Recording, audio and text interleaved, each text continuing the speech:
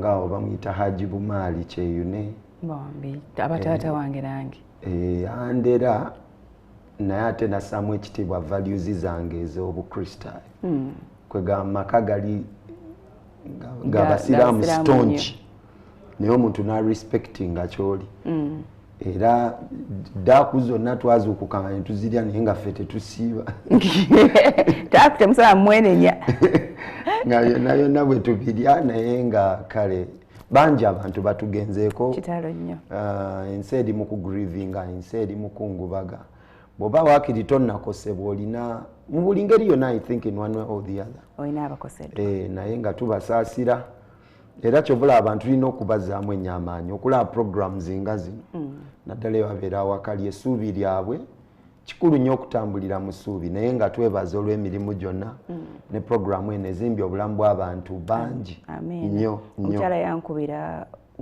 ku weekend nanga abambi mwebale nnyo maama waffe yafa last week naye wali otuletedde dokita n'atusomesa ku covid olwaddako n'otuletera Imam Shekiti n'atuzaamu nnyo amaanyi kino kijja kugwa ku Thursday n'oleeta Mariam naye n'atwongera amaanyi so tugumira okwo wakati mu bantu okuba nti basobola kujja tukubagiza tutuula okwo naffe ekintu kye bayita ebigambo kyamaanyi bigambo ekigambo ensi eyinza okiraba ng'ekyokusaaga but it's just a word kikyusa obulamu bw'omuntu kigambo bugambo bw'ekiti kimu nze ebimu ku bintu ebyakyusa obulamu bwange mama wange ne taata wange bamaze okufa nali mama wange yafa ndi mu P4 taata yafa ndi mu P5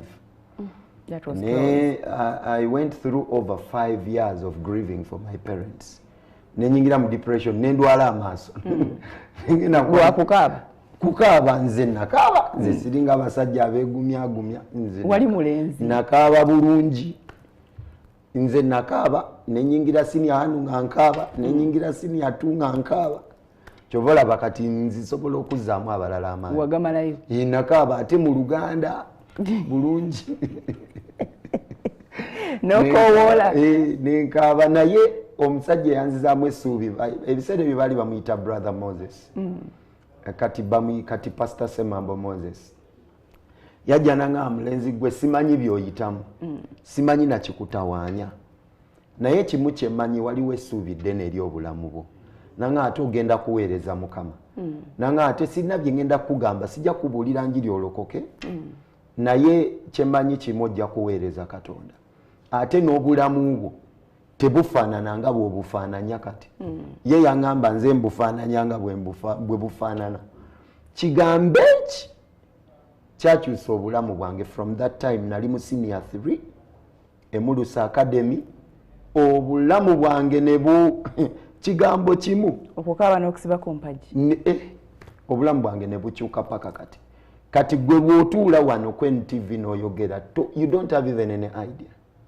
bigambo byokka byokka kigambo lyayinza kuwulira kimu kuva mu programu eno nekikyusa obulamu bwe bwonna nga n'empiso zaagaana n'ebirala so bikulu nnyo nnyo nnyo nnyo oba tusooke n'essaala kale Katonda ffe tukwebaza olw'abantu bonna abayita mu mbeera etali nyangu tubasabira essuubi n'okuguma tubazaamu amaanyi era tubawaayo mikono gyo abalumwa abasobeddwa abali ku respirators abali ku oxygen abali mu mbeera zonna ezisoomooza bawe ekisa bawe amaanyi bawanguze bawe essuubi guno omuyaga weeguli naye tumanyi okuyita mu ggwe tujja kuguwangula kuba oli mwesigwa otuyisiza mu bintu bingi ng'eggwanga lino Uganda na kino tekijja kulema tulina essuubi mu ggwe era tukwesize ggwe kubanga abantu bangi bye tuyitamu tebabitegeera naye tukwesize ggwe abituwanguza mu Yesu Kristo Mukama waffe.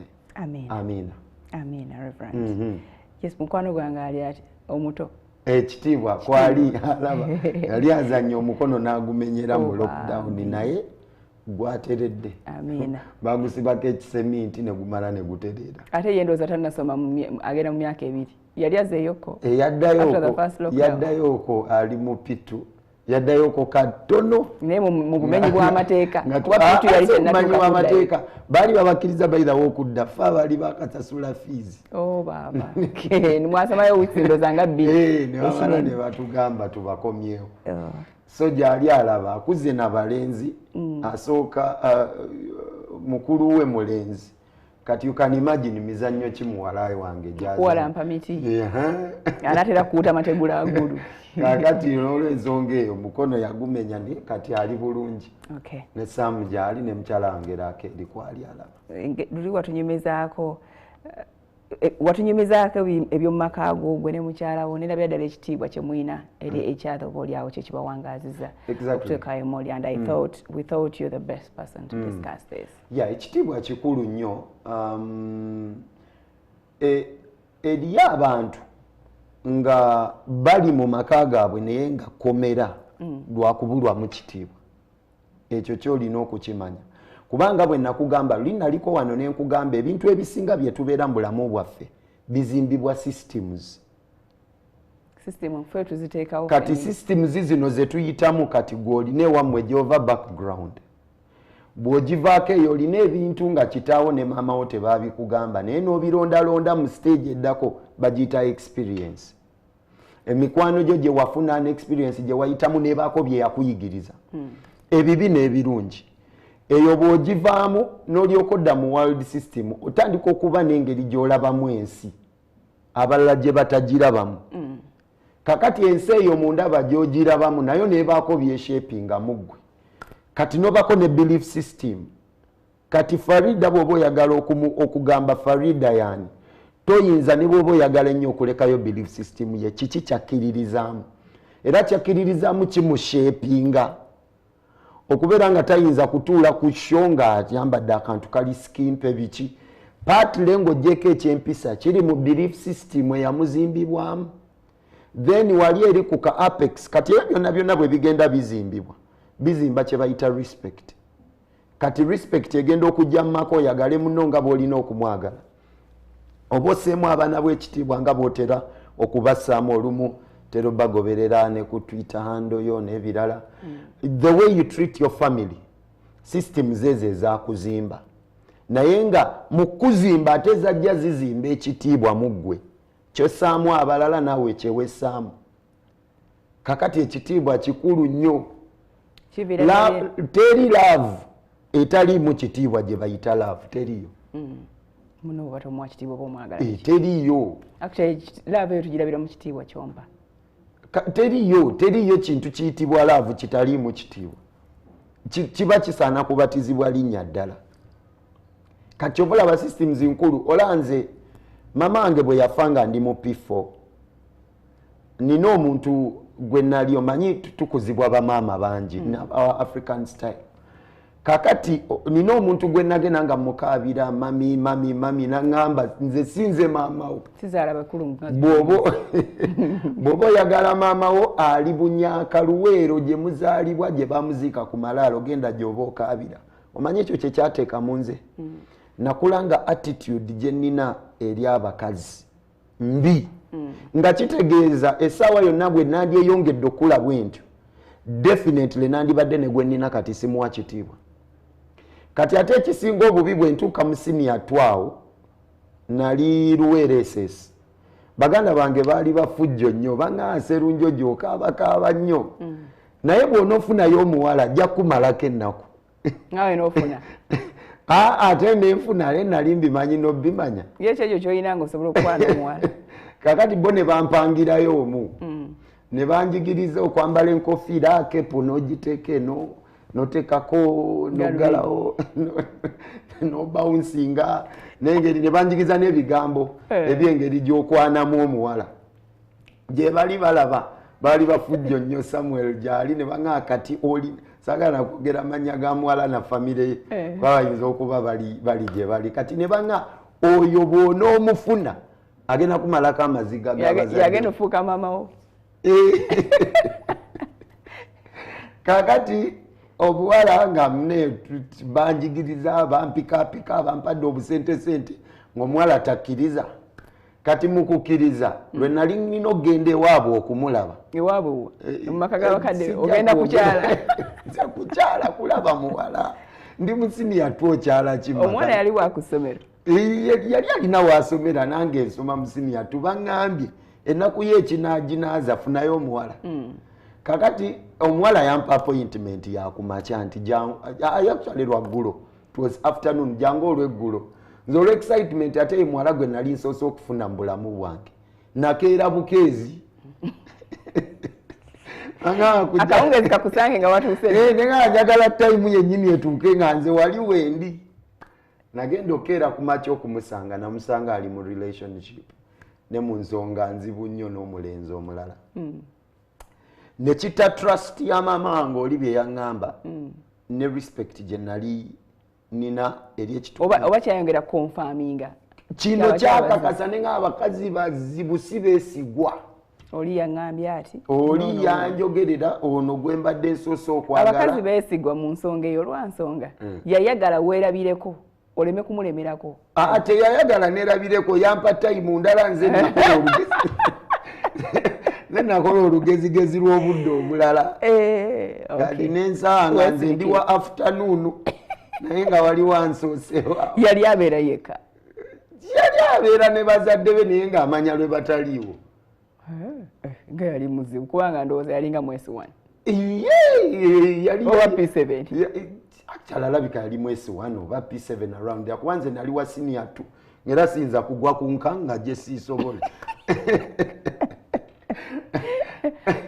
kale n'olw'ensonga eyo ekyo kyandeetera okukula mu bulamu bwange actually nze kyampisa mu adolescence period si nti lwakuba nali w'amaanyi nnyo to survive effujjo ly'ebiro ebyo nali naggalawo chapter y'abakazi nga siba respect manyi si beesigwa manyi tebagwanira kuwa kitiibwa kubanga si beesigwa kati eyo attitude ogiraba ngifunyemu experience gye nzize nkulamu ne the first girl that I approached nandibadde lwekyali ku ntujjo nga kyaliko kizibu nnyo kati mu relationship yaffe ne mu maka gaffe olwa respect gye siwa maama mukyala wange yandibadde n'abaana nabo balega ku bintu ebinzimbye okutuuka ku ddala lyesimuwera mu kitiibwa kati eri abantu nga batulaba naye nga tawa mukazi we oba mwami we ekitiibwa lwansonga gwe walowooza wayagala muntu gw'olabako wayagala sisitimu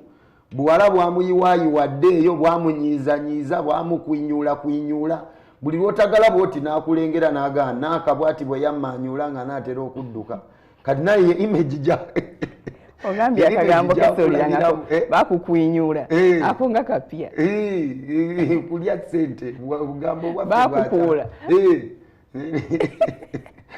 kati bw'owamala n'otuuka n'oterera does that mean respect bagitendeka respect eyigibwa you can do and then you can undo what was done in your life kubanze nina ebyankolebwako nga nkula ne bye nasisinkana mu experience gye nakuliramu it's never too late to do what is right osobola okukola ekituufu era respect eno ezimbibwa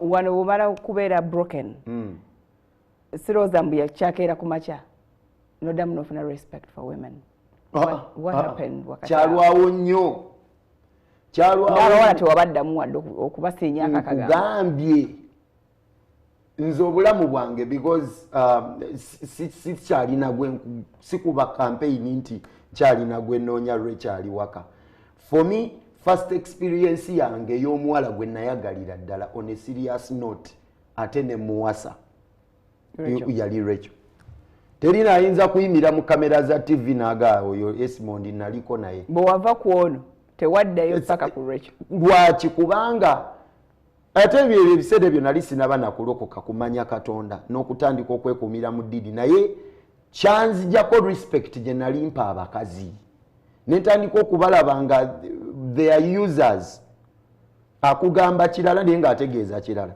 hali omusajja gwe namusanga watujajingira ku muntu omu nabajajingira ku muntu omu okitegedde era eriyo abantu nga bwe batyo bwe bali mu famire agamba abakazi bonna bwe batyo n'owuwe nga mwali mu maka kati ng'ekitiibwa ne kye bayita respect tekiriiwo kubanga alina eyamukola bye yamukola mu psychology bakiyita stereotype n'akwata abakazi bonna bonna n'abasaanikira mu seppiti emu n'aga bwe batyo kati nga n'amaka ge temuli respect at all kati ova olaba bino ebintu bizimbibwa biyigibwa ate osobola okukyuka kuba nze nali mulala naye kati ndi mulala kati okusoma okumanya ennyo Katonda kwe kwakutereeza kyannyongerako kiri nali nkikoze mu bukyayi naye ate bwe namanya ennyo Katonda kyayongera okunyweza actually nasaba nnyo Katonda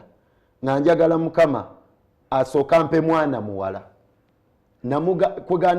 nagamba Mukama nkyuse era ebimu ku binkyusizza njagala nkuze bulungi omwana wange omuwala njagala bwompa omukyala nsooka ompe muwala naye yasooka mulenzi omuwala naddako nanyongera omulenzi kati nindiridde muwala mulala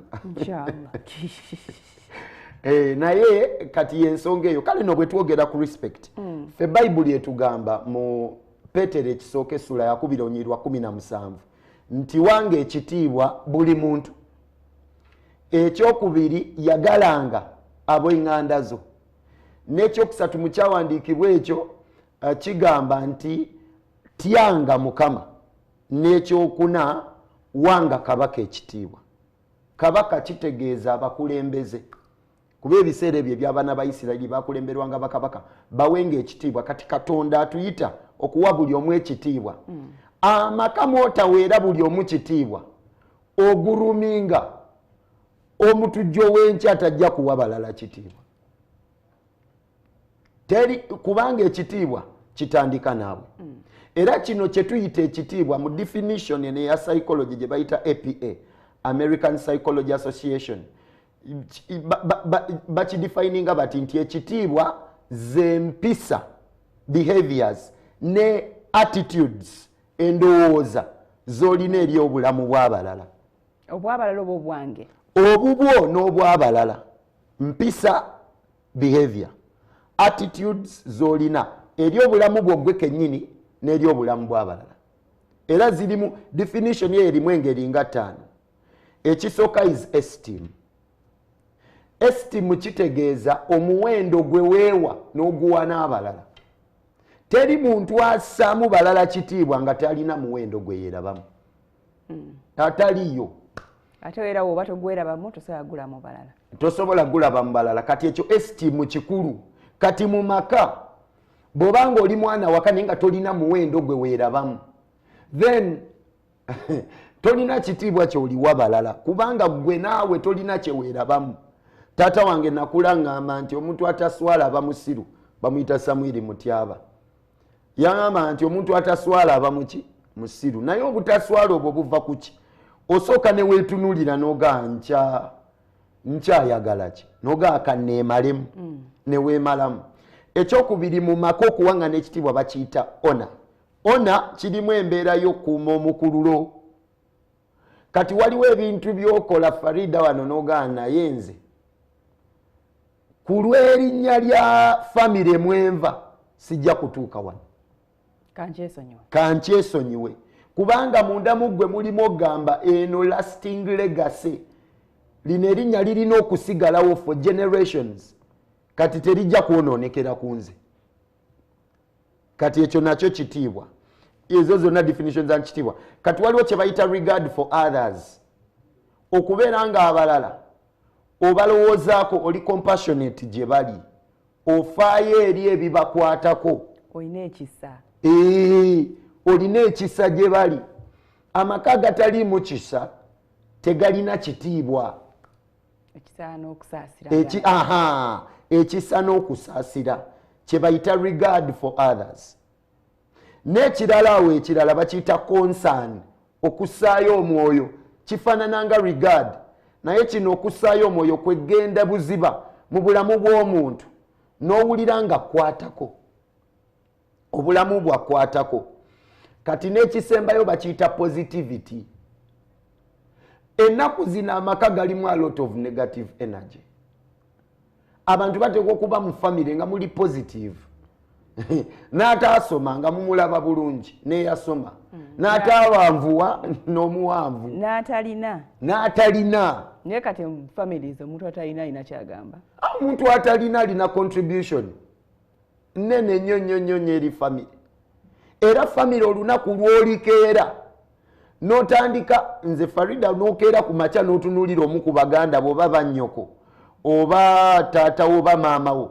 ng'obalaba tebalina makulu bukakafu ki bwe nnina nti nze Sserunjogi gw'okyaze yakulira e Bunyaaka nina amakulu g'ogenda okundabamu eri abantu be tubonaabona nabo season ze zino nga abantu abalala tebabalabamu makulu kyova olaba bayisanga bwe baagala ne mu bulwadde buno abantu challenges gye bayitamu eyeetaaga okuzzaamu essuubi n'omumenya bumenya eyeetaaga okubira kasimu n'otafaayo eyeetaaga okuwanirira n'otafaayo eyeetaaga okuyamba n'otafaayo lwa nsonga eri emu olwandibange ewammwe abeewammwe be wasooka okujungulula n'otabasaamu kitiibwa kati ffe baani oddukidde waffe ffe baani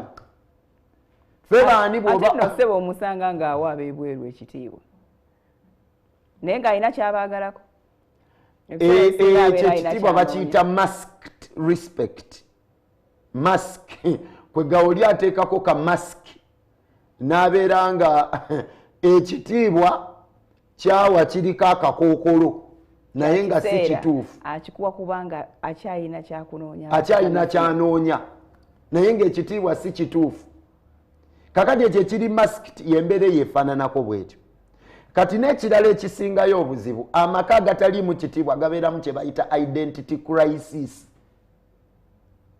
identity crisis kitegeeza ye muntu okukula nga ye kennyini teyeetegeera n'abalala baali nabo mu nnyumba tabategeera n'amaliriza nga ne community tagitegeera era nga the opposite is true nabo tebamutegeera bakiyita identity crisis kati era kino mukigamba nnyo abantu ba single mothers oba amaka ne bataba ba single mothers oba simanyi waliyo ba single fathers simanyi lwaki kyewunzikira nnyo eno gyebali ba single fathers naye ba single fathers gyebali oba amaka agalimu abantu nga taata yawanya abaana ekitiibwa okusinga maama bwakibawa omanyi kyekibeera ebyo byebimu kubiwa abantu orientation okuyingira n'embisiyaga omwana omulenzi eyakula nga alaba maama talina yadde empeke ya kitiibwa gyamuwa naye nga taata amuwa nnyo talaba mugaso guli mu mukazi atandika okufuna orientation emutwala olwo mu kisiyaga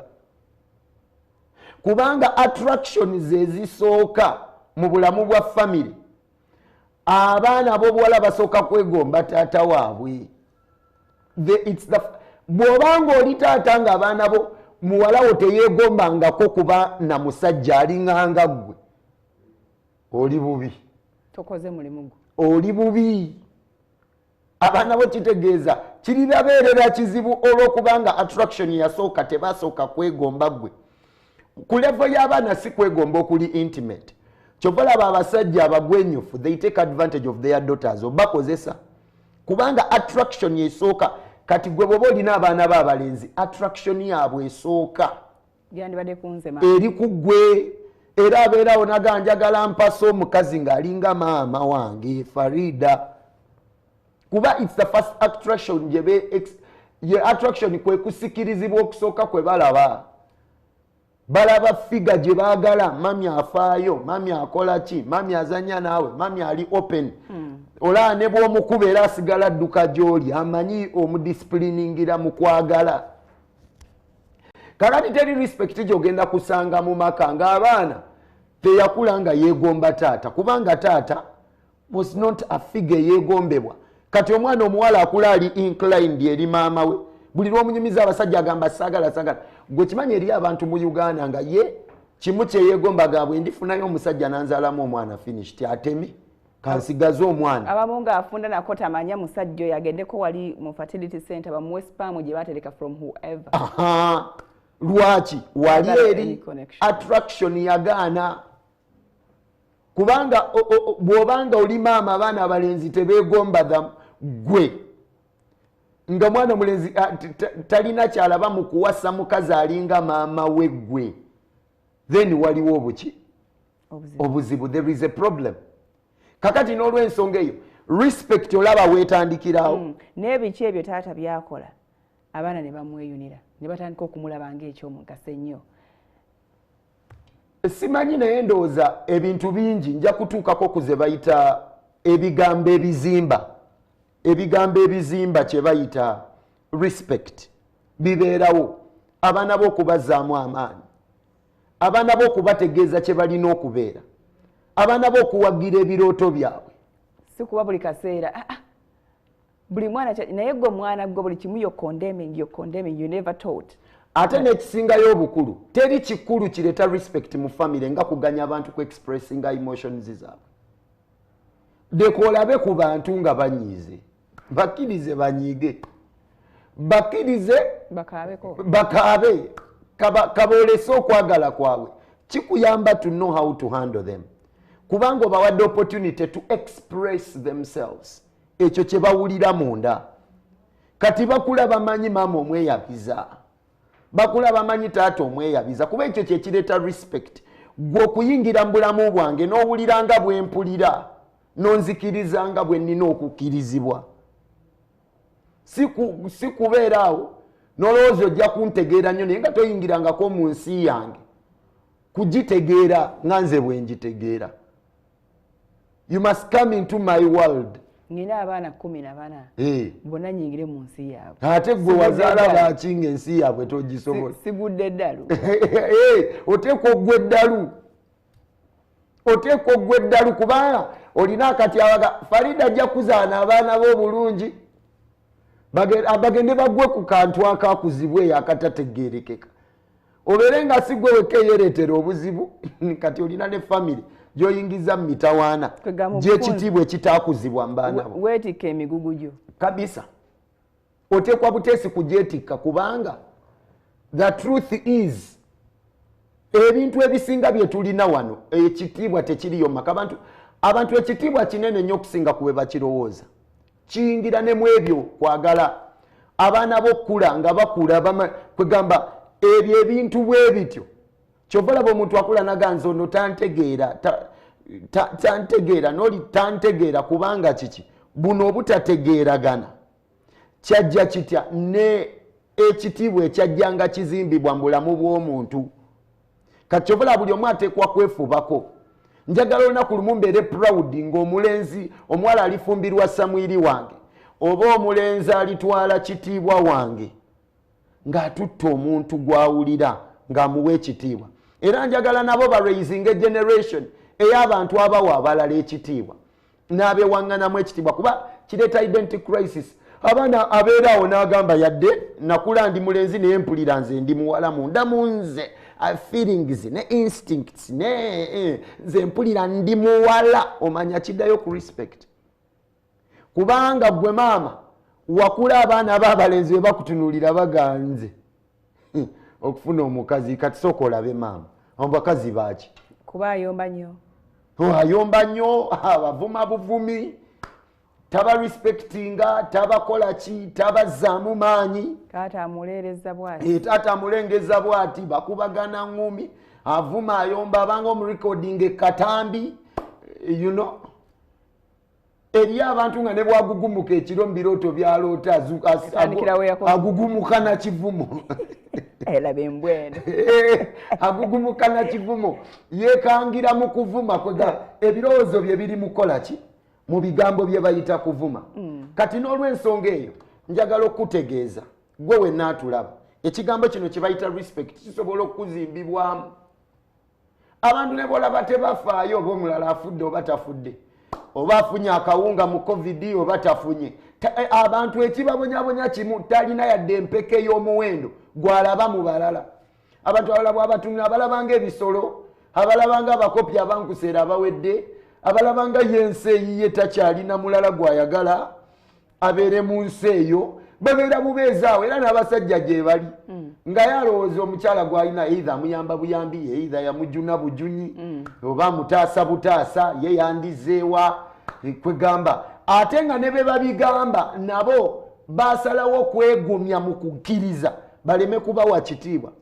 Nabo kwegala tebeewa kitiibwa. Tebeewa kitiibwa naye teyeetwala nga wa muwendo, talina ojjukira ke nagambye ke steam gwe wewa class ne standard mwoli nogaa naye bannange serunjo gyoba kiki awo sijja kutuukawo kambe oba sente sizifuna oba nfa sivuze emmotoka awo sijja kutuukawo kati kyekitiibwa kyeweewa niye omusajja akoze ebintu byonna ala abamu babajoga tebannabatuusa nawaka ne babeereyo ne beeyimbya obuyimba obwegumyagumya nakaguma osinga banja batayaya oli omusaya atuukiridde tannaba nakutuusa waka naye bwakuyijjula empi bwakusika amatama bwakusika amatu bwakuvuma bwakulangira abeewammwe mugamuna abasajja sibangu munange oguma nekyewakutte kiki abasajja tebalabika kiki ani amukusibyeko tonaba kugenda kubanga wano fe nakunyumizaako emboozi wano nenkugamba the period between dating oba seeing each other ne omwana asooka oba owookubiri bagiyita romantic period omukwano gubabeera mu kasolya kakati omuntu bw'atakusizaamu awo kitiibwa anakikuwadde omanya toli kifuna kati muleke kwegumiza mu bintu ebigendo babonyabonya mutusabye essaala amaloboozi gagano gasaakadde mwayingira mu bintu bye mulaba nga si byangu kati tuli mu lutalo lwakubasabira nakubazaamu maanyi eri abantu ng'ekigendo batta mu lockdownism si covid-19 ekitiibwa kye batabawa kigenda kubatta bagenda kwetta lwa butawaŋŋana kitiibwa lwaki tonviirako wano n'ogenda tubadde tuli bulungi nga toliiwo ate obutewa kitiibwa okimanyi buleeta kye bayita anxiety okweraliikira buli muntu bw'otamuwa kitiibwa ayambala okweraliikirira wali okitegedde Farida nti okweraliikirira kuleeta embeera mu psychology ne mu basabaawo bagiyita hyperventilation kintu kikwatagana n'amawuggwe kati gwe Farida oyinza okubaako n'ekintu ekikweraliikiriza ano n'otandika okuwulira nga tossa ng'owulira omukka guwedde oxygen akuweddeko naye ng'ekikireese kweraliikirira nakutya na mbeera gy'oyitamu kati covid agenda okugwa ku mawuggwe agafaanana bwe gatyo asanga bwe kuba kulima kwaffe kwa mu kyalo kwe gawuli yasambula n'akabala n'ayanjala bulungi ettaka covid asimbamu busimbi kufa n'okutuka mangu kubanga obutawaŋŋana kitiibwa kukuleetedde ebizibu kakati n'olw'ensonga eyo twagala okufuba okutegeeza abantu ekitiibwa kikulu actually obutawaŋŋana kitiibwa butta mangu okusinga covid kuba ogenda okufa nga wafadda kakati n'olw'ensonga eyo twagala abantu okubazaamu amaanyi ekitiibwa mu maka okirwanirira okikuuma ne bwe kiriba kitegeeza kufiirwa bintu bimu bifiirwa Katonda bwe yayita Ibulayimu yamugamba ngenda kukuza erinnya lyo manyi kye bategeeza okubanga erinnya lyo brandi kakati wano eri abantu nga nze njagala nnyo erinnya lyange okuba brandi njagala nnyo bw'obeerawo n'ogamba Farida bagamba ono WNTV buli omu yakola Farida akola ku NTV exactly that is a brand kati waliwo ebintu nga ne wowe oyagala ogawaakiri kampe n'obwa Farida bwange naye nga sisse erinnya eryo ekyo kye bayita ekitiibwa kati nze waliwo ebintu nga neddiiru wandigibaddemu n'ebirala naye ogamba lazima keeyitewo naye nina erinnya lye nina okukuuma n'abaana b'abaana bange baddewo baligamba we want to be like Jjajja Sserunjogi balikebera obutambi buno ne bagawona omusajja kye yayogeranga kye yalemerangako kakati ekyo kye bayita ekitiibwa naye ekitiibwa bakizimba mu bye bayita ebigambo words n'ebikolwa ebigambo ebyo nabinootinzeeko wano waliwo kye bayita ekitiibwa by the way they can osobola okuzimba what they call a culture of respect ennono n'empisa n'embala ez'ekitiibwa era ekisooka mu makaago oteekwa okuba ne kategore y'ebigambo bino bw'oba onoozimba ekitiibwa ekisooka bakiyita words of encouragement ebigambo ebizaamu abalala amaanyi ate okuzaamu amaanyi sigamba nti omale gazaamu amaanyi ŋŋamba okutunuulira obusobozi bw'abantu b'obeera nabo n'obwegomba n'obuwagira bubasobozesa okwaŋŋanga ebisomozo ebiboolekedde oba n'okugwa kwe baba bagudde ku basitule eri abantu nga you must master the art of appreciating people's abilities. Serunjoji waba ina kyakusinga kkiriza. Farida waba ina kyakusinga kkiriza. Ate kyagali kyegombe ate okiwagire. Nze olumu ngobera programs ezo nabeera ng'eyo nga weegomba abantu ababeera kuno kyaza abantu kuno bamagezi mazibu. Nobeerawo ng'obeegomba n'ogamba yuno nga mugezi. N'ogamba yuno nga mugezi n'osoma ebitabo n'okola kine weespicinga. Kale nze nabeera ng'eyo nga weegomba nga tomanyi olunaku lugenda kukyate gwe obeera ku interview okuba akabalabozaamu amaanyi. Kakati encouragement weegomba obusobozi bw'abantu abalala. Bazzeemu amaanyi mu busobozi obwo. Ate bategeeze nti obusobozi bwe balina bujja kubasobozesa okwaŋŋanga ebibasoomooza n'okubasitula gye baba bagudde. Ffe tulina Bayibuli egamba nti tonsekera mulabe wange bwe naagwa naasituka. Kati gwe Farida kiyinza okusitula gy'ogudde is to reflect on your abilities. Naye ziteekwa okubaamu azizzaamu amaanyi. Ate ng'ali genuine naye nga bw'okiwulira muli is kwegataali mu bikukuunyakuunya. Nga ebaga Farida you're good at this for sure naawe okimanyi. You're good at that. Kakati okuzaamu amaanyi abilities z'abantu abalala is extremely very important. And you're commanding respect from them. Exactly. Oluvannyuma nga buli kimu bakituuse. Oluvannyuma nga buli kimu bakituuseko bagamba gundi kale yaŋŋambanga. Tayagala nakukwatako. Ye nsobola okuba omwawulo omulungi naye kati laba mazima ndi mwawule mulungi. Kati ebyo mu maka tebiriyo. Abazadde tebalina budde na bwakutumira abilities z'abaki z'abaana. Abaami beesiba ku bunafu bw'abakyala baabwe. Ddala ddala mukazi talinamu yadde empeke yakyasobola. For sure talina. Talina. Ddala ddala tolina yadde ekyomulabamu. Wakwana ki? Waleeta kyawaka. N'ogenda n'onyumyanyumya mu buwala bwonna bw'okwanye nti ze bannaye kiri kye natwala sikiraba. Wali ku ki? Tugende anti gwe weevumya. Wali wangu nkwaye. Katugende tuwummulemu Reverend. Amen. Okay, Reverend Esmond Serunjoji Gotoyina. Please don't go away.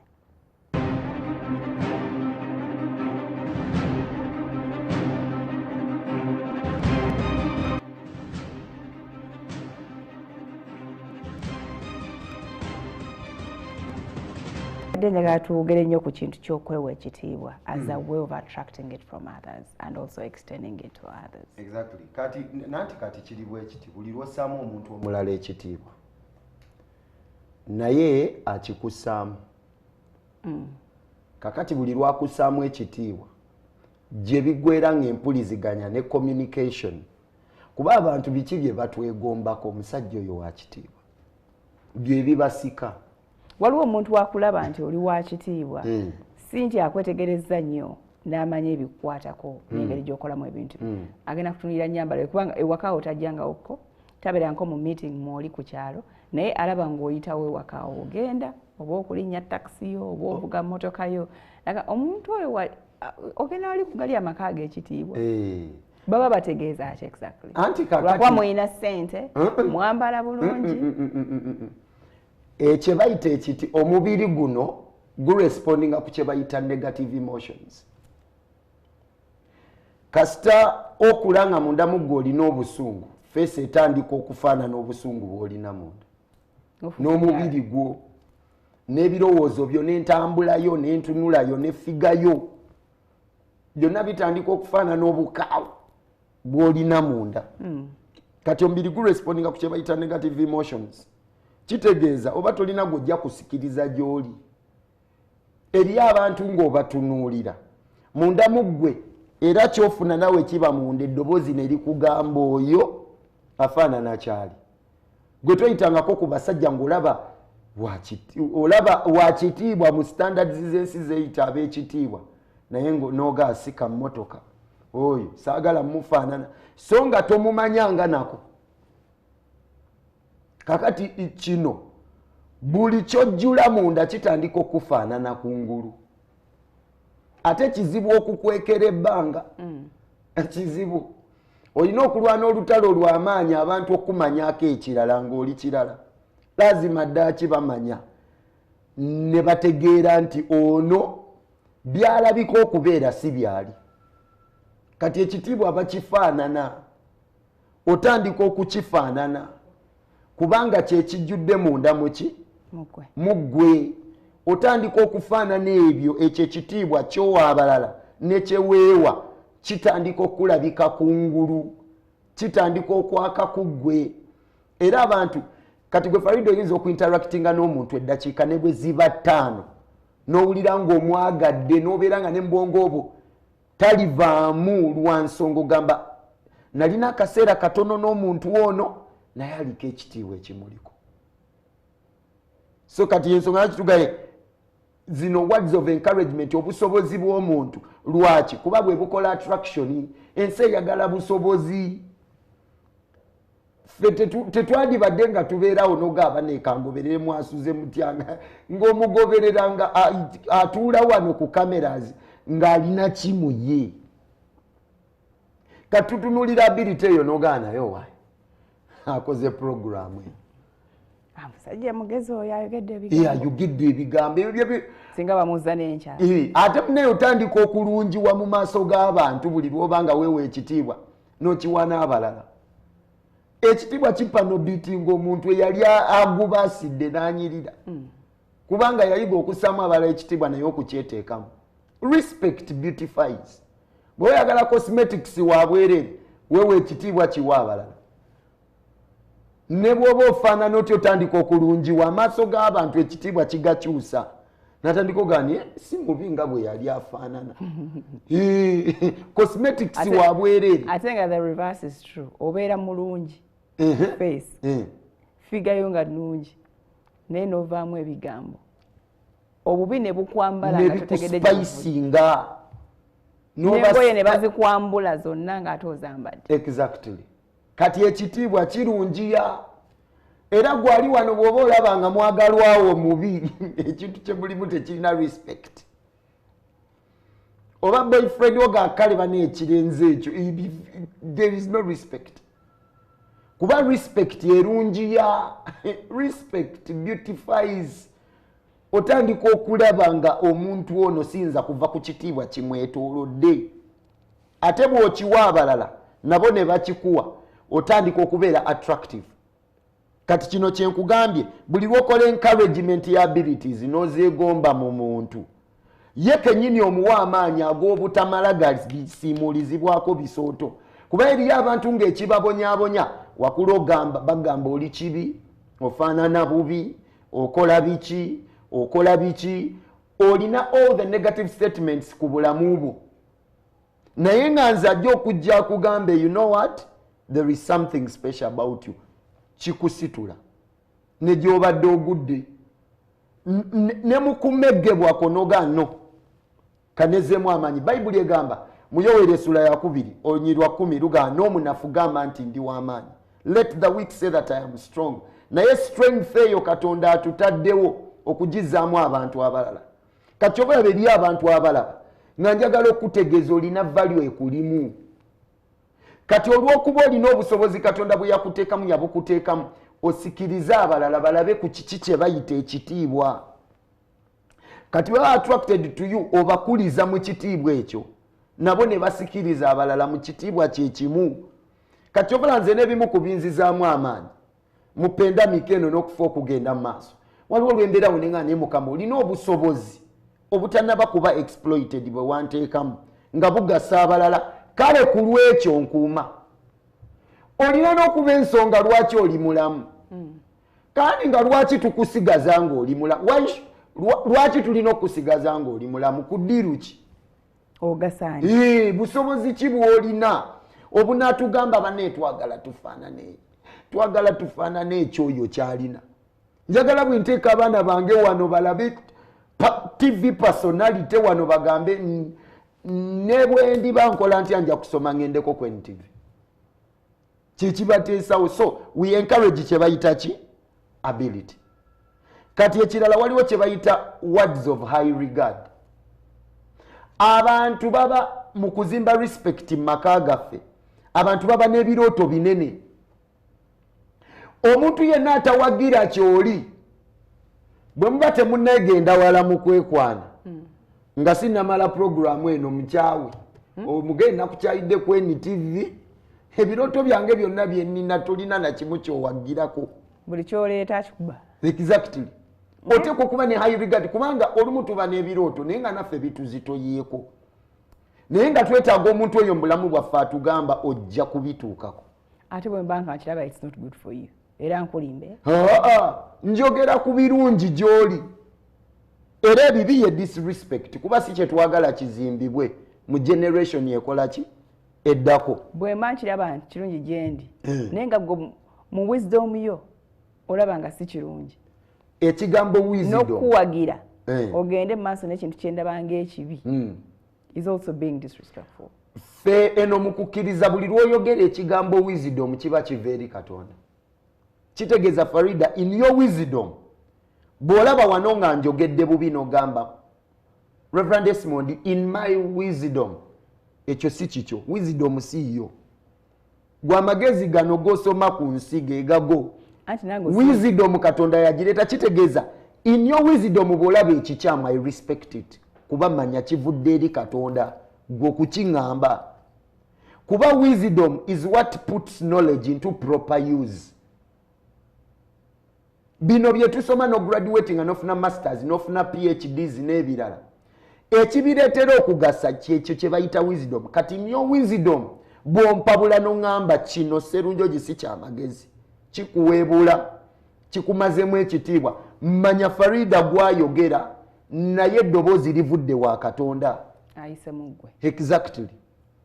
Kati buli lw'oyogera ekigambo wisdom kinene nnyo kisinga degree. Waliwo kimisuzinga you just say it for anti because you don't want to support what I have to tell you maybe toyina naawe busobozi kijja kwetaaga mu ggwe okumpa something tochina nogamba in my wisdom just using the word because Reverend Esmond yakyogedde onemese kati ekirungi naye nga mazima tompagidde ekirungi ku wisdom agikugamba naawe gwagigamba you feel it. Fabaali bagaddwako oba ne be baali bagaddeko nga bya ddala omuntu akwagalira ddala there is this communication gy'ofuna n'owulira ng'omuntu omwesize bwesizi nga tomumanyidde na bbanga ddene nga tayala kyakukoledde. Kati nange bwe mbaka ekigambo ekyamagezi Farida kyenkugamba munda mu gwe okiwulira si ku mutwe mu mutima noga kino nteekwa okugenda nakyo kitegeeza n'omuntu tankwenyakwenya. Kakati abantu bannange mu famire yo mu baana bo mu bantu bobeera mu be with high regard of their dreams. Byayogera ne bwe biba bizito ne bwe biba bya ssente nnyingi tekirina we kyawandiikibwa nti bw'oli waggira ebinene oligenda mu geyeena. Show them nti kyoyogeddeko kinene naye nkuwagira nina okukkiriza nti olabika oyinza okituukako. Naddala bw'oba okyapreciatinga nga kiki nga kirungi. Ffe twakula twogera ebigambo by'amaanyi naye nga bw'okyogera ggwe gwafaanana bw'ati gwe yafiirwako bakadde era nze tolaba nga tulina mu kiseera kya kungubaga muleme kungubaga ng'abantu mukungubaga mubattira birooto. Ffe twalina omanyi nze nakulira mu kyalo mama wange bwe yafa ne taata wange abantu bannange wano kati ayo Buganda weekulidde omuganda omutuufu bw'aba akaaba anyumya story. Siri Muganda mutuufu ndowooza simanyi kaabanga nanjogera omuganda omutuufu wano naddala abakazi bw'aba akaaba anyumya story. Munnange nabadde ndi mu nnimiro omwana najja omutima ne gukuba ne nga azze kuntegeeza ki kakati nangamba omwana wafudde nenziruka mu nnimiro nenga natuuka ntya mu bantu nga nzijudde akalimiro kwekuyitirako emmanju akaaba. Kakati nagenza okutuuka mu ddiiro nga munnange ye mwana wange agenda okumalayo amaziga nga ne sitooro ogirina mu ttaano toddamu kumubuuza ki ekyabaddewo. Kati omulala wajjanga naye agimuteerako mwe muli basite boodi temumanyi byakukaaba otuziga ndi mwana nzaalo eyakulira essembabule otuziga onyigako tunyige toyagala make-up agire byebiwundu bye tunyiga kati simanyi kwogera nga nkaaba kati kino kyengeza olale bwe nyiga sisobola kwogera anyway tukungubaga mu ngeri za njawulo but that is better. Kyobula abakazi b'omukyalo tebalwala bipressure. Akaaba mu Luganda n'asita ebigere n'akuba enduulu n'agwa eri ekintu n'akifukumula. nawona naye bino naaka mami wo yafudde n'okwata otunakiyagala okaaba ennyo kubamu mami afudde ne mugenda mu saaluuni ne mudesigninga kyemunayambala makeup ate nze ndi mwawule baneetulaba ebintu mu kufirwa n'ogaba ne amaalo nga nze ge nakula nago mangi kugamba nzinakaaba ggwe naye wafuna ki yensonga lwaki am an instrument of hope to others who are crying kuba sirina kye bayita counter transference abo abantu abatafukumula bulumi bwabwe kubujjamu atandika obusitula n'abukuba ku Farida kati Farida bw'aba anyumya story ey'ennaku yagiyingiramu ate ye n'anakuwala nnyo okusinga gw'ayamba. That's why I'm in a better position to help others kuba nakaaba ekimala ne nakuwala ebimala kati nina budde bwakuzaamu balala maanyi. Olaga wakabira emyaka 5 waliwo omuntu akabira 5 hours ekyo n'akimala nga ye yennecha ye they accept situations which is okay fena tetukabira bbanga lyerimu naye buli everything you never sorted out ebiro ebiryetoloola kikunonako ne bw'oliba wakyenda kijja kugamba tewatumaliriza ng'okyalimu amaanyi ng'oli wasatu kati tumalirize kati and it will be more painful. Naye kyembadde ngezako point okuleeta eri nti have high regard for others, be encouraging it. Ne baba bali mu nnaku bafiiriddwa abantu baabwe bakola ki be encouraging ng'obalaga waliwo essuubi lye balina mu maaso waliwo obulamu obugenda okutereera gye balaga. That is respect. Olwo ozimba ekitiibwa mu bo kuba abantu buli bwe banakuwala ne balaba ebirooto byabwe nga biri shattered ne balaba ebiseera byabwe eby'omu maaso nga tebiriyo ekitiibwa kibagwamu ate ne batalaba nsonga ekiweesa balala. Kati ensonga lwaki agamba oba I rap whoever I'm rapping nkikole. Waliwo interview gye nalaba ya muwala bamuteeka ku social media nga ali so proud okusiiga abantu abalala HIV. Simanyi oyinza okuba naye wakalaba kakola rounds z'amaanyi. She's Kenyan oba? Muna Kenya nga ali so proud okulaba nga buli lwe yebaka n'omusajja n'akamusiiga n'akasiiga n'omulala n'akasiiga n'omulala golozo yo kiki ekimubonyaabonya bwe yajja okukolera interview eyo yali arepentinga obeera kyali proud of it. Aga abasajja basiru gwe lwaki ojja gyendi nga tosoose kumbuuza oba oli positive oba negative kabalwali kasita nange ndi mulwadde. Kati respect okisooka mu ye kennyini teriiwo. Talina value ku bulamu bwe. Talina value ku bulamu bwe, talina nsonga lwaki alaba value mu bulamu bw'abalala. Talina kitiibwa ku bulamu bwe era teri nsonga egenda kimuweesa kitiibwa mulala.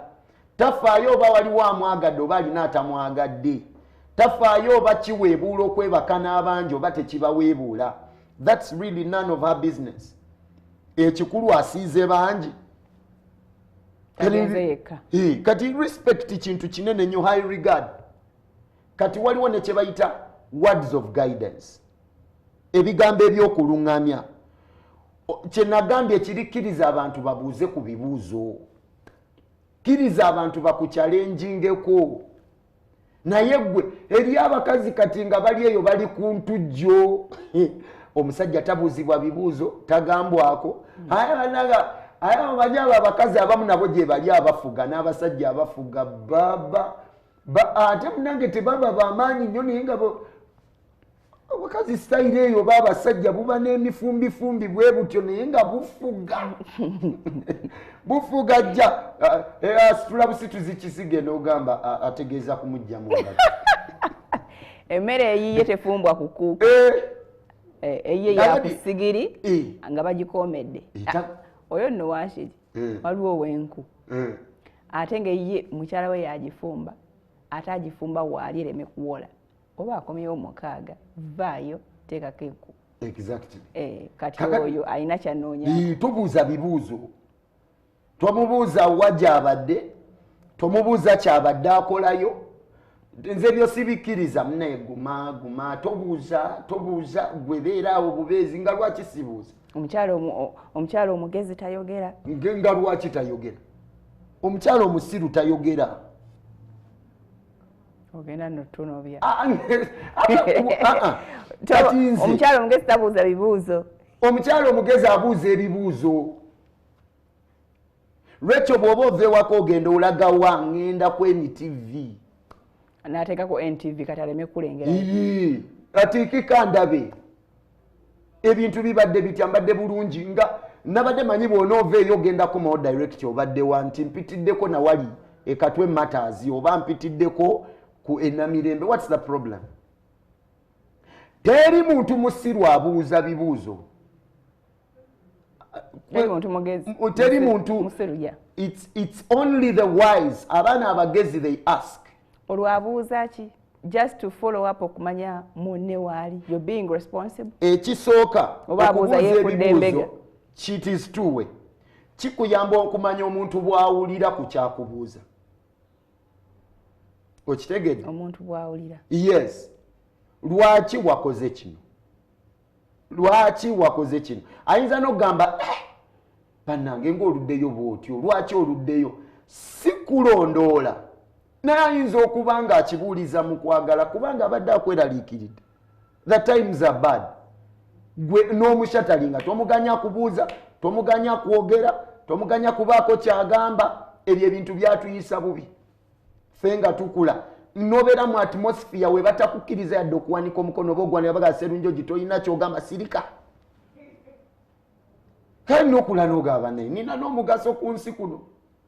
Waliwo amaka ge twabeeramu ng'abantu abamu bavumi akuvuma n'akukkirizisa kyakuvumye nti kyekituufu. Gwe kennyini n'oggwamu essuubi ly'ekitiibwa ky'olowooza nti oyinza okuba okirinamu naye n'otunula n'ogaanye kaakati nga lwaki nkiwa abalala nze afaanana bwe nti. So mukkirize ebibuuzo. Abantu abamu mu kubuuza ebibuuzo oba n'ebibuuzo tusobola bibuuza in a respectful way. Exactly. Ekikyonoona is how you ask. Naye kati ate nze ebimu ku binyamba. Gwe nno taata kati mboze tugambe tutya. Era oyagala tulowooze gy'ova tusaana tunnyonnyola gy'ova. Kati oli wayanga zivaako naye asooka akwetegereza. Ogende amala asituka atambula agende mu kisenge aggala oluggi. Anti kakati teri. Kati olutalo lukoye. Anti teri mugezi abuuza bibuuzo bitali bya magezi. Obikyusiza. Oyogeddemu ekirungo. Ebibuuzo bibuuzibwa. Naye teri mugezi abuuza bibuuzo nga bya kisiru. Mukwano nno wanene. Naye ate n'ekintu ekirala nze kyenjagala. Nze nyumirwa nnyo abantu abambuuza buli kika kya bibuuzo. It helps me to get into your world. Okutegeera kati nze bwe mba njogera naawe situnuulira mu mwa gwogera bye gwogera. I go beyond what you're speaking. Okutegeera naye omuntu ono mukuŋŋamba kino ne mukumbuuza kino kiki kyategeeza. Eri omuntu ng'akubuuza ekibuuzo nga ne ansa yakyagimanyi naye ng'akubuuza. Atuukiriza mukolo? Akubuuza to get into your world. Alabe ebibuuzo bino biyinza n'okuba connection. Mpuliziganya kwatagana na kusingana mu kitiibwa. Kati nno muteekwa okukkiriza guidance. Abantu okubabuuza ebibuuzo. Ate bwe babibabuuza mubi receiving with respect. N'ababuuza ewaabo balina okubuuza with respect. Naye family erimu ezo interactions eziri free.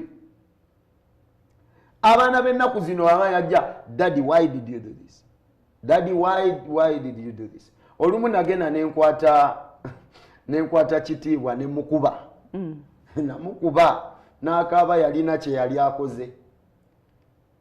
Samu n'asirika. Bwe yajja n'angamba Daddy, why did you beat Kitiibwa? Enkola y'abazadde agaba tobuuza. Ono brother we akubuuza lwaki mwannyina omukubye. Ne mugaa Kitiibwa namukubye because of ABC and D. N'asirika n'angamba Daddy nkusonyiye. Omanyi lwaki mu ngeri y'ekizadde nze nakisanyukira. Simanyi busungu mwana ono bwe yandikuze nabo kutuuka watu. Yes, nyinza omugayidinga nti tomala gagamba taatawo bw'otyo. Naye kinyambye kuba eri abantu bangi bazadde mmwe ng'abaana babakyawa. Yakula bwe wayisa mwannyina, yakula bwe wayisa muganda we, tomanyi na busungu bwe bakulinako. Nina family emwe y'abantu bensi benasabira abaana bonna bwe bamala okusoma ne bagenda ebweru ne bakola disconnections ku bazadde baabwe. Abazadde bali eno. Abazadde bali eyo, they did not connect again. Bakolima twawerera abaana twakola ki? Yes. Naye gwe tomanya oyinza okuba tewakkiriza that expression ebeerewo mu maka ago. Abaana bo ba respecting for whatever foolish thing they may ask or wise thing they may express. Because we mistake fear for respect, something like that. Yes. Tulowooza omuntu omuwa ekitiibwa mutye. Tombuuza kino, tosembera wano, omuzadde ayogedde tekiddibwamu, tekibuuzibwa. Ebyo bibi nnyo. Era gye biggwera, by the way ddaaki bimala ne bivaayo. Era bwe bakula bamala ne boogera bagaa bannange. Maama wabula watuyiribya. Muntu yali amanyiiko nti alibeerako naawe. Naye akutunulira oli awo gakuwedde. Twakuzibwa musirikale. Wali musirikale. Bamala ne babijjayo ebyabaluma mu bukulu. So guidance is very important. Words of guidance. Kati waliwo kye bayita words of hope. Okuuma ekitiibwa mu maka ebigambo eby'essuubi bikulu. Tutandikire ku bigambo by'essuubi nga tukomyewo. Yes. For our last segment. Yes. Tukyagenda maaso. You have any comments? You have any questions about bitwogerako?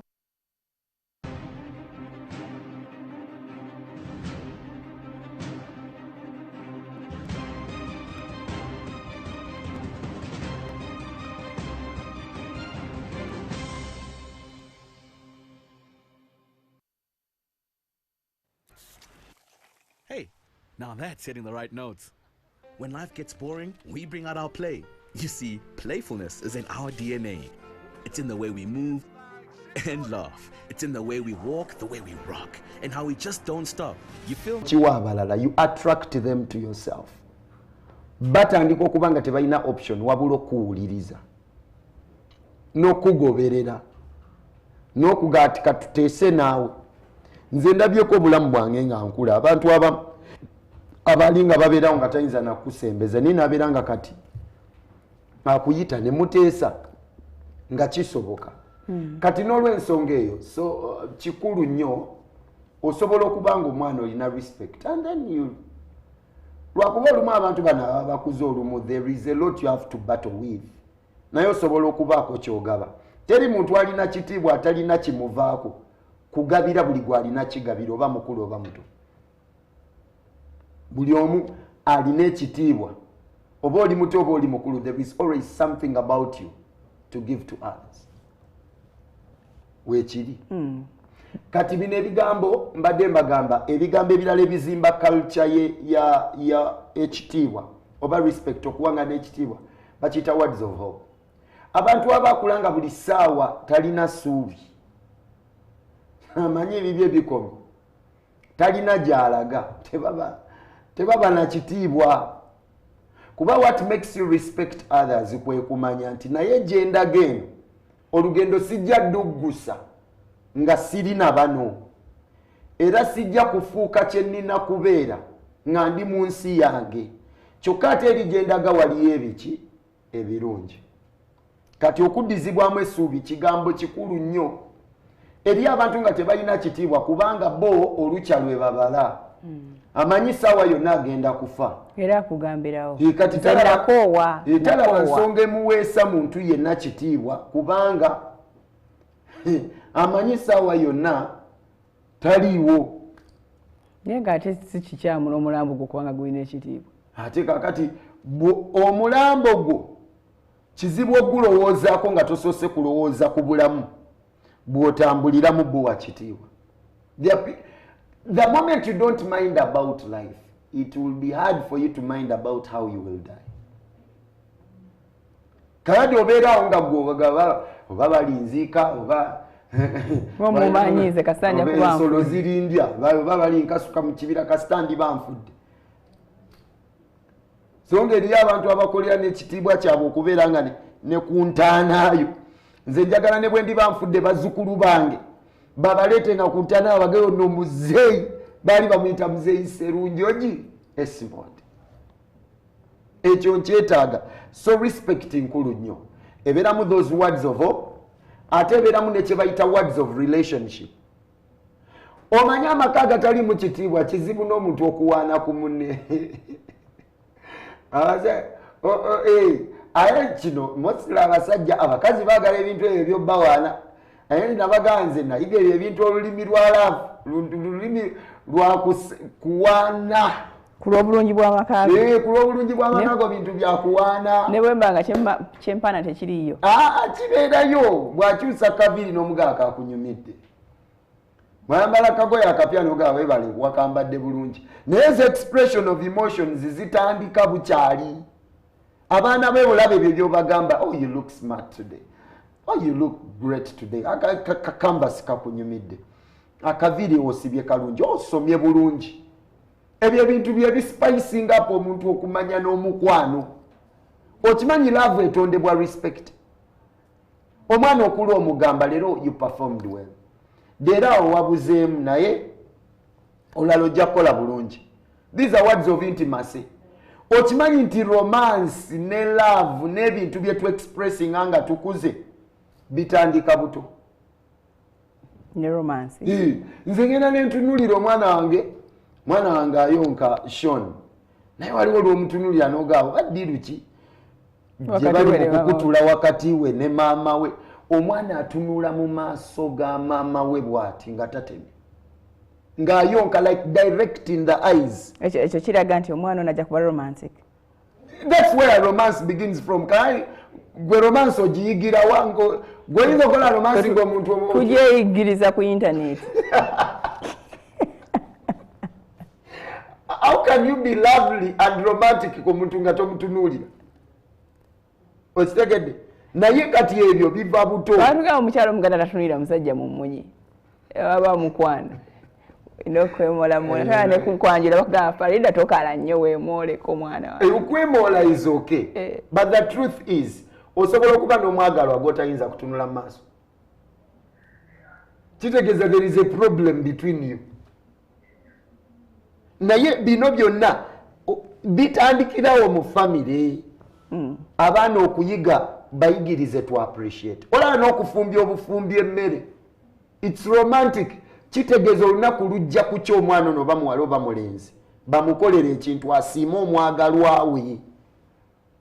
That's why we unconsciously keep shaping generation ng'ekula. Fumbya mangu gwe tomanyi kye bakuzimbamu, they are simply telling you appreciate. Teseera kijja kutuuka lwekyo ng'akoze ekintu mwebaze mu respecting ne role ye. Mwagale yigo muwanako akuzaalidde abaana balungi akufumbira emmere. Kakati fe abamu kwega olumu eriyo abantu ng'ojja ne mu relationship wali disorganized tomanyi nga towoziteeka bw'oyingira stocks ozireka ku mulyango ate egundi engato bagisanga eri mu sowaani ate essuuka ozigwako bugwi n'ebitaka byo omuntu nakuorganizinga role eyo entono nakugamba gisiime akugamba kyo kyakuleeta ekiki ekyakuleeta okujja okukola ebyo byokoze ate ye ki ekyamuleeta kujja kukola ebyo nebyakoze kukola ki kufaafaaganya nga yakusanga oli organized ate yagala balala bakulabe kati ebyo bye tugamba words of relationship, words of hope, ebyo bigambo tubikuza tubikuliza mu baana. Olabe ennaku zino abaana najja n'akugwako mu kifuba, daddy I love you. That's romantic. Ku level ye it is okay. Amanyi guno mukwano gwa daddy na mwana. Naye omuntu ng'agenda akula ojjukira bwe twayiga ku agape love bwegenda ekula nevaamu into intimate love, then later on romantic love. Kitegeeza bitandikira mu bintu bino ebya bulijjo naye gye biggwera. Ng'obuildinze Farida omulungi, Serunjojo omulungi, Kitiibwa omulungi, n'omuntu omulala omulungi. Okitegedde? Kati ebyo bikulu, words of relationship, words of understanding, ingirako mu nsi y'abalala. Era abakazi bakomplaininga nnyo nze tantegeera. Kababe baana nze tantegeera. Kababe bawala nze ono tantegeera. Oyina gamba naye namwe temutegeerekeka abakazi.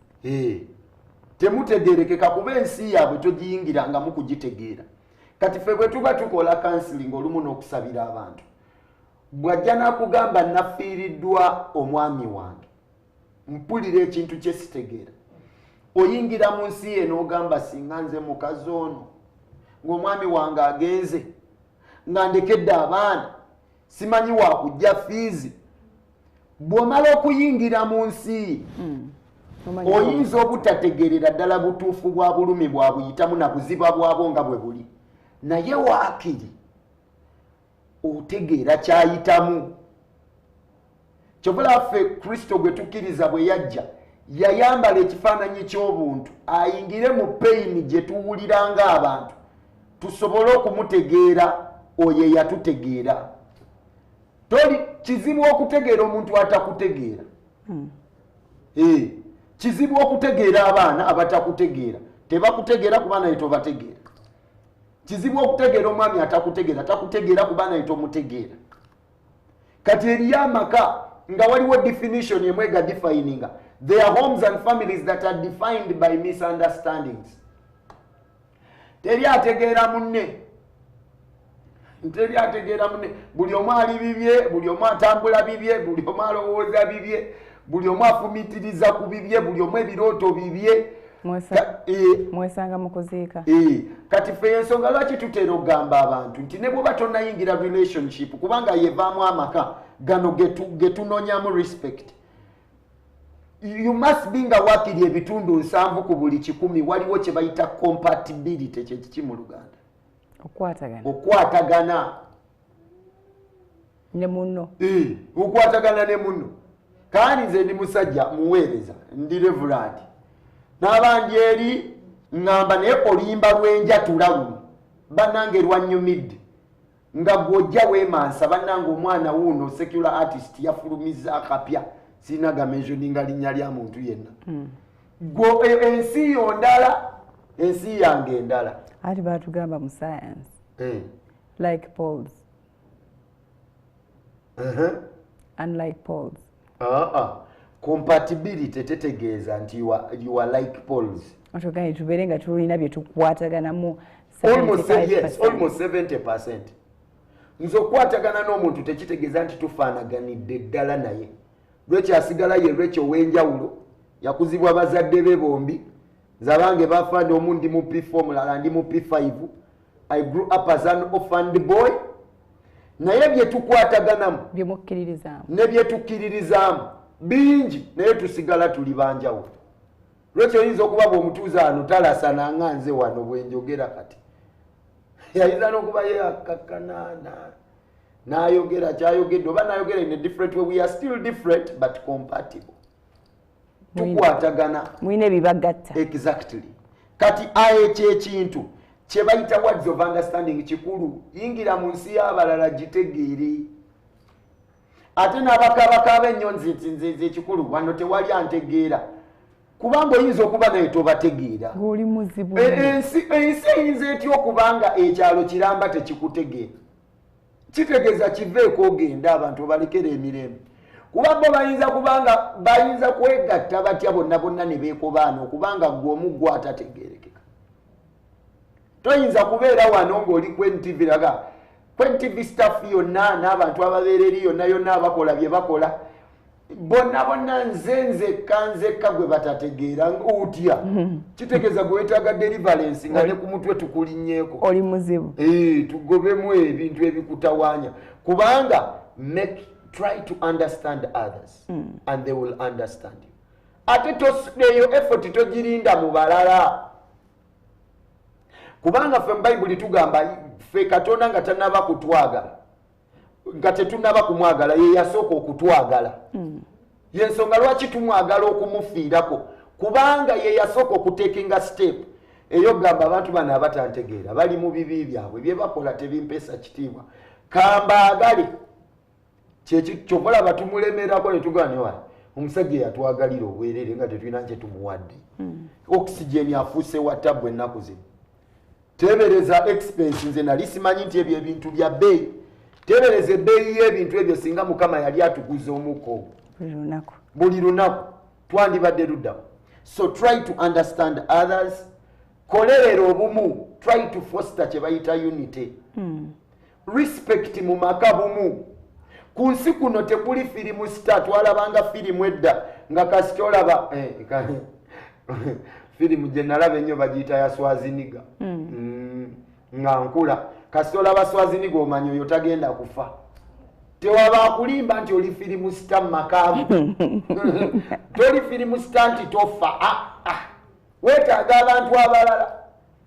Eri abamu kumwe mwekyanga nze nja kubeera mulamu bwange n'abaana bange ne olimba ddayo ewammwe mu kyalo. Covid bw'anaaba avuddewo ddayo ab'ekyalo bewakyawo beetaaga. Ddayo maama wo kyamwetaaga yadde teyakkuza bulungi. Ddayo watata Bayibuli ga kitaawo n'ennyoko obasangamu ekitiibwa. Ennaku zo mu nsi muno zibeere nnyingi oyagala kuwangaala. Respect your mother. Respect your father. Ne bw'aba ye mutamiivu weetaaga omukisa okuva ku bo. Eyo respect kikukakatako okugibawa. Kubanga olina ezzadde ly'ogenda okukuza bajja kulaba nga ggwe taata towa jjajja kitiibwa mbuba abaana obagaye baana mmwe njagala mumpe ekitiibwa ku ddiiru ki. Tukwebaza ki? Okay. Jjajja omuvuma bawulira, jjajja omujeeguula balaba, naye nga bamanyi jjajja yazaala taata. Ate taata ayagala atukulize mu kumuwa ekitiibwa, naye oba ekyekyabawo wakati we ne jjajja. Ekigambo kye bayita muzadde ekyo kyo tekiriiko na kuzannyiramu. You have. Era banaye bw'obanga towulirangako nga maama wo oba taata wo agamba mwana wange Farida, Mukama akuwa omukisa. Sala amagezi agakiwulira nga tannafa.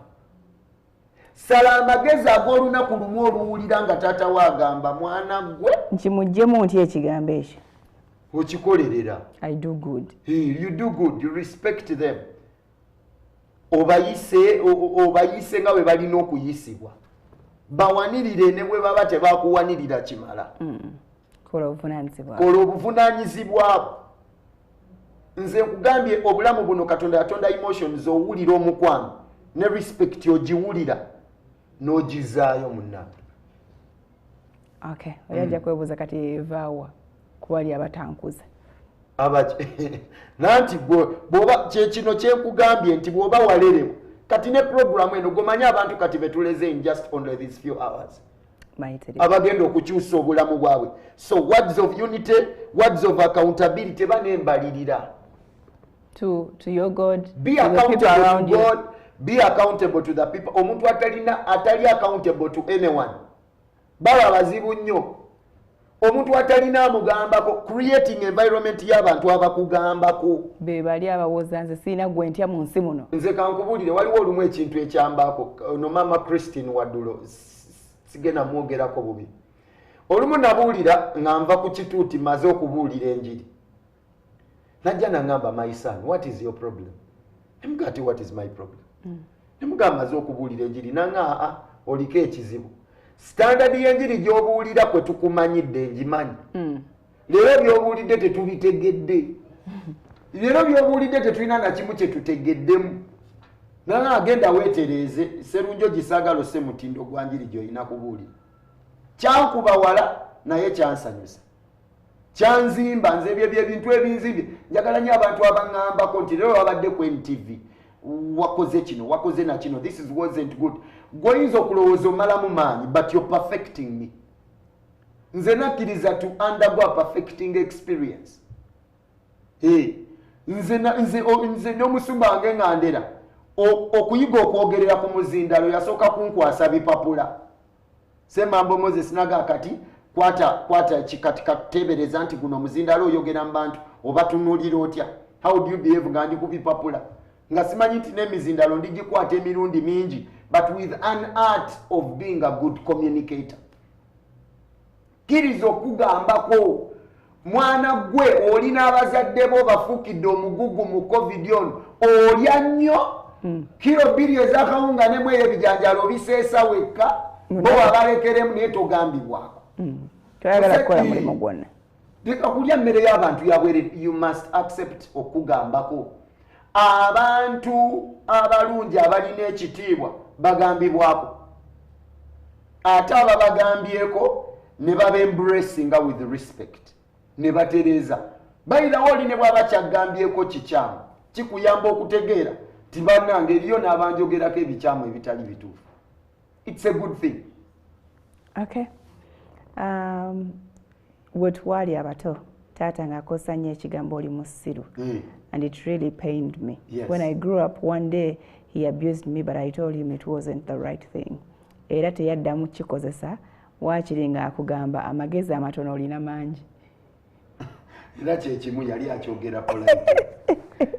Naye kyengezaako ojjukira kati kye nagambye supporting the abilities of others. Kizibu okubeera n'omwana omusiru awaka. Ate newala nnyo omwana okumulowoozesa nti musiru nga bagenda obapima mu musaayi nga blood group baalina yange. Kitegeeza embwa tezaala mmese. Blood group abaana bawe bonna balina O ng'eyange. O plus. Kati obusiru mbuvumaani. Obusiru mbuvumaani. Gwe. Kakati nkyegendereza bw'oba ovuma obusiru ate abaana bano baba ne abilities. Naye olw'okuba gwe tobawa kitiibwa tomanyi na busobozi bwabwe. Teri muntu gw'owa kitiibwa gw'otazuula busobozi bwe. Every person you respect, God will reveal to you what their abilities are. Era ojja kutandika okubala kati eye mukono waliyo omukyala alina obulemu ku bwongo tebatukkiriza ffe kubayita balalu. Ensi bayita balalu naye tugamba alina obulemu ku bwongo. Naye batugamba ne mu nsi y'abo abantu mmwe be muyita abalalu oba balina obulemu ku bwongo balina ebintu ebiri positive ebibalimu. Oli omukyala natera ng'omulaba emukono ng'atambula alonda bottles zonna eza plastic. Ebintu byonna kiisi kintu kya plastic kyasuuliddwa bicupa bya mineral water ng'abikuŋŋaanya ate ye tabisuula n'abikuŋŋaanyiza abantu. Abalamu abayita oli omulalu banywa mineral water bwe bamuyisa mu gundi mu madirisa g'amatakisi nga basuula bweru. Omulalu yaluwa ku mulalu akuŋŋaanya ebicupa mukyafu era bw'omutunuulira ogamba mulalu. Then n'abalalu ababikasuka nga waliwo omulalu abironda oba ani mulalu okusinga munne. Of course anaakasuka. Naye nga waliwo abakweyambula bweyambuzi nakugaana kunaaba. Exactly. Kakati ekyo kitegeeza bw'oyingira mu nsi y'omulalu ono ogamba naye bano ebicupa byalonda naye ng'atunuulira abeeyita abalamu. Era naye akulengera agamba laba nno kiri ekiralu bwe kisudde wali akacupa. Kuba ono ayitibwa omulalu ali mu biruggs atambula alonda bucupa. Waliwo abeekubye make-up n'ebiki n'akaviiri agiraana agenda agira ati n'amala n'akasuka akacupa wabweru kamaze okunywa mbu ye mulamu. Naye nga waliwo abironda ali categorized by the community ti oyo mulalu. Kati waliwo omulalu alonda ebicupa abalamu mbu abalamu. Ono omulalu anaaba oli kanaaba. Byebakasuka ku ono mulalu anaaba neyeefaako oli mulalu omukyafu eyava ku byokwefaako. Yayonja kitundu ki. Kati buli muntu alina amagezi era mu magezi gaabwe mwe basinzira olumu okugambako kati buvunaanyizibwa abo ne bwe bakye bagambye tokiraba mu magezi okugamba naye kituufu tebalimu yadde ekirungi ekibalimu kino. You learn to respect them and appreciate them. Ono wagambide some of us should learn to appreciate the good in others and not dwell on what they are not good at, because no one is 100% perfect. And some partners should avoid comparing their partners to others to avoid conflict, hence respect given. Kati okumpeyaringa partner w'okumulala. Exi. Waliwo okwegomba okulungi.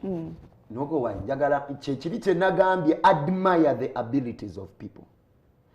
Supporting naye naawe ozikopo kubanga zikuyamba to spice up yourself. Kati ffe tubuulira enjiri tulina abasajja be twagula twekomba ba Archbishop Nkoyoyo baani abalala. You admire them, you love their abilities. Era tobalinaako buzibu when they go to greater heights. Effujjo liri nti Farida bw'omulabamu obusobozi bw'alina oyagala omufutyanke omuteekemu ebirowoozo nti talina nnyo kyosobola buli omu naawe ekyokola naye asobola okikola. Kati enjawulo wakati wa byakola naawe atalabibwako ngo oli eyo olaajala nti osobola obikola yensonga lwaki tetukulaba ye gwe tulaba. Yenjawulo ebeerawo nti ekitatulabisa ggwe nga tulaba ye kubanga era ggwe tonnatuuka kutuula wano. Okyabulamu. Oba okyabula kale oba ggwe weerowooza wajja dda jangu otuulewo. Kakati the issue is we support the abilities of others. We admire them. Ate tetuzisimulizaako bisooto. Leka kussa nnyo bantu. Leka kubalowoozesa nti balina kye bali. Leka kubalowoozesa nti tebalinaamu yadde kaabuntu. Leka kubatunulira ng'olowooza oli firimu star gwe wekka Katonda gwe yatonda okubanga gwe mugezi ennyo gwe wekka ategeera toli. N'abo boolowooza nti tebategeera nnyo nga bw'otegeera obeetaaga. Famire yo gyetaaga. Abataasoma yadde gwe wasoma mu famire eyo obeetaaga. Abo abasigala mu kyalo bw'okubira essimu n'ogamba seeki mutereeze ebijjaawo tujje n'olyoka otuuka nga temuswala. Be bakuumye ettaka ly'ewammwe. Abo boolaba abo boonyooma balina roles z'otateekangako birowoozo z'osaana obassizaamu ekitiibwa. Tubakuliriza tubalaba waawo mu lumbe. Ate ne mu lumbe era babalabira in disrespect. Gwe gundi obedde olinda ki genda okime mangu amazzi. Naawe oli bubi Katonda yakuyamba buyambi nakupa n'obiitingako n'oyinza okuba alina bubi nnyo okusinga oli. Ate kankubuulire omuntu eyasoma nga talina respect aba n'amaalo. Aba n'amaalo. Era naye kankubuulire ensi Uganda erimu abantu ab'amaalo naye nga baasoma. Lwabutessaamu kitiibwa nakissambalala. Nkugambye buli muntu yenna ng'olina ebitabo olowooza oli wa kabi naye nga tolina respect for self and for others olina amaalo. Era weegayire Katonda akyusa amaalo go obeera omuntu ategeerekeka. Amaalo nago gaalaba gakazi gatto. Okay, ask for me why men like fake women. Iggy women who are not real. Ngate kinemye okutegeera gwe kitegeera. Mwagala babalimbalimba. Fake men be wandoza abatabawa kitiibwa. Abakazi mbawagala. Walera beyo omuwala omukyalo omukkakkamu nga bbawe tamulabawo naye nga waliwo akawala akalalu buno bwe tuyita busile queen nga kamukyukyumya kamugamba jangu I want to see you now ng'atambula ave wa mukyala bwiswi kwata busumuluzi adduke nsinde nfunye emergency biki akakyala ke kamuyise mwe mukalabanga akawala akali awo kansi yaleeta naye nga kamusiza. Kati nno kankubulira ekintu ekiri ku basajja ate nakikunyumizaako wano. Abasajja balina ekintu kye bayita infatuation ne baba ne kye bayita love. Asobola okugenda neyeegaddanga n'omuntu yenna gwe yeebase naye naye nga tamwagala. Abasajja bamanya nti ono alina respect. Kyova olaba abamu akubirawo n'ekikonde n'omala ogamba nti osiibula. N'ewammwe akunona kubanga gw'olina ekitiibwa ky'omuweesa newankubadde akyatagalira mu balala. Kyova buli akyankalana nabwo na biki n'ebirala naye gwe akwagala n'okupembeeni. Alina omwoyo ogumutawaanya naye ekitiibwa naye akiraba. Isn't that selfishness? That is, yes, it is. It is. Infatuation is selfish. Infatuation kitegeeza oyaayaanira okwekkusa wekka at the cost of others, at the pain of others. Tofa ku bulumi bw'abalala as long as you have satisfied yourself. Naye sebo n'abasajja balina a taste of value, of substance and of respect. Babimanya ne bw'aba muzoole ng'atagala alaluka amala nagaa naye bino Farida temubimugamba. They will do their best to still hold you to themselves. Ne wakati mu buzoole bwabwe. Kama balaba. Okay. Thank you so much, Reverend Esmond.